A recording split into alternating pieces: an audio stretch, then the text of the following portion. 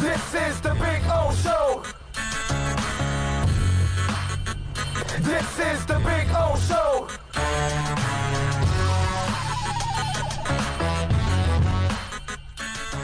Right? Oh, let's do Tua. That's right. We haven't even heard from Tua. Let's hear from Tua before we wrap it up, and we'll go over Tua's comments. Go ahead, Bill. I'm sorry. Forgot about that. Hey, Tua, what's up, man? I got a jersey number question for you. You and Kyler both wear number 1, which has been pretty rare for quarterbacks. I wanted to ask, what was your reasoning behind deciding that number, and what do you think about it being more popular for young quarterbacks wearing it? Yeah, well, I sat down and talked to my dad about that. Sat down with him, and his biggest thing to pick number 1 was for the audience of 1, and so that's more so like on the faith side of things. So that's why I chose it. How? Tua, I have no doubt that your number one concern is wins and losses, but I would like to ask you, individually speaking, not as a team, but individually speaking, what constitutes a successful season for you this year? Well, I think it's hard to speak individually because this is a team sport. You know, we play this together. You need all 11 guys on the offense, all 11 guys on the defense, and all 11 guys on special teams. And in order for you to win and accomplish your individual goals, I mean, it contributes to everyone. Everyone needs to contribute and do their part. You know, and that's what we're hopefully looking to improve on as an offense, you know, this upcoming week. Soften? You're starting to sound like Flo already, Tua. I wanted to ask you about Kyler Murray, man, and you know, you guys spent some time together during the Heisman Trophy ceremony. You know, what's he like? You know, as a player, as a friend, and how excited are you to kind of go up against him, you know, this week? I'm very excited to go up against him. I would say first impressions when I met him, he's pretty jacked up, you know, for as, you know, short as he is, he's I mean, this guy's rocked up. But he's very competitive. You know, he's very personable too. I got to meet his parents as well at the Heisman ceremony. Very good family. You know, but going against guys like that who are very competitive and you know you're going to get their best, I think that's going to be a fun one. Will? A lot is going to be made of week to week, you know, the improvement for you. And when you look back now, I know it's only been a few days, but what are some of the things you look at and you say, okay, I missed, I can improve on, I'm seeing that I can do better in weeks moving forward? I think there's room for improvement every day for me.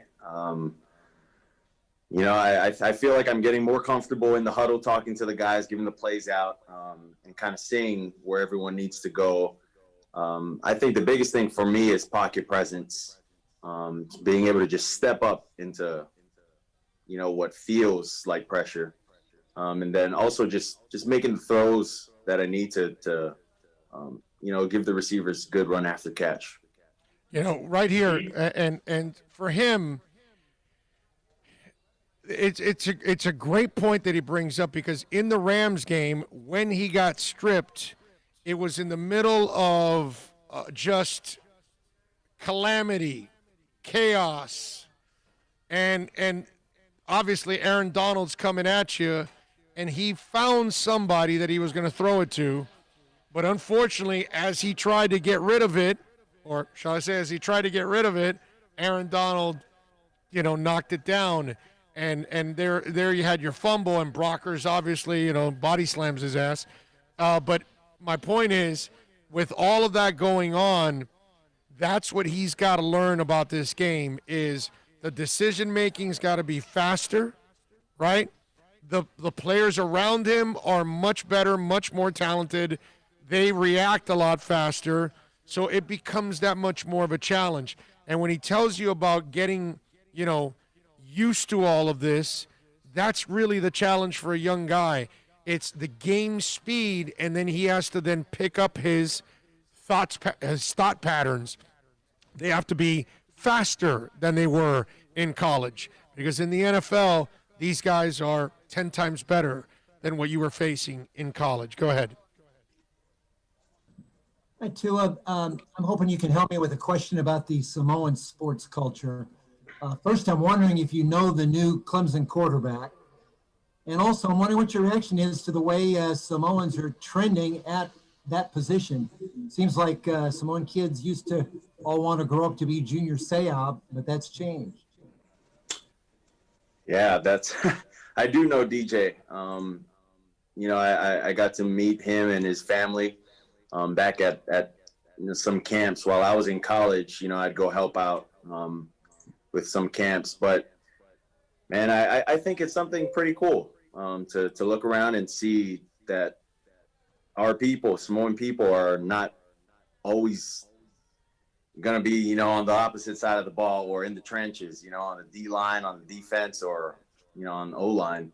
I think it's pretty cool to see that, guys from our culture can also play skill positions. And I mean, quarterback, I think that speaks volume to I guess how they were raised as well, and their upbringing too. So, Josh.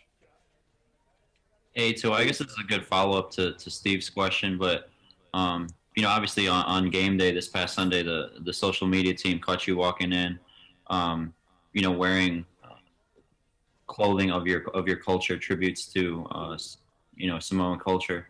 Could you just speak a little bit about the platform that you have to in many different ways, but then you also remember giving back to your culture in that way?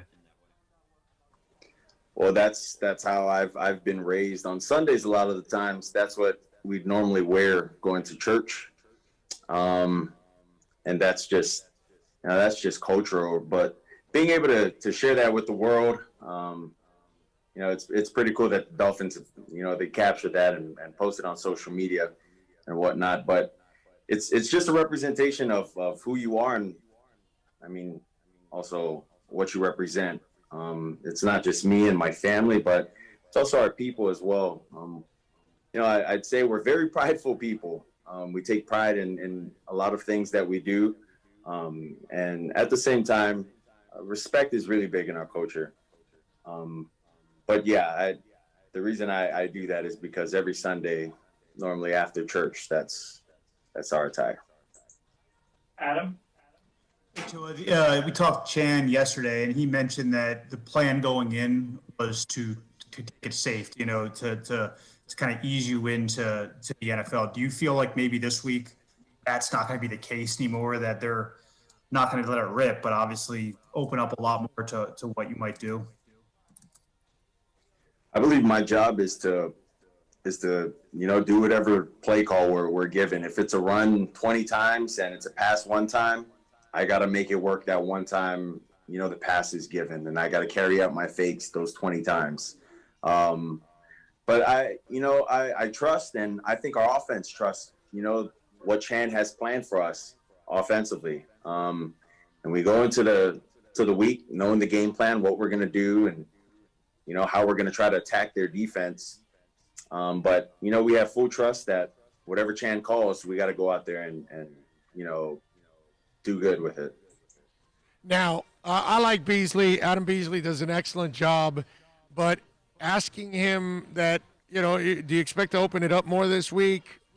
What answer? Do you think he's going to open it up and say, yeah, well, Adam, we're going to throw the ball 50 times this week. So Arizona, get ready for us. And luckily that Tua's a really bright kid, and so he told you exactly what he's supposed to tell you. Dude, if they tell me to hand off 30 times, I'm going to be the best dude at handing off 30 straight times. And if they only want me to throw it once, then I'll throw it once. Okay? Now, you have to understand this. Tua's going to do whatever it takes to win the game.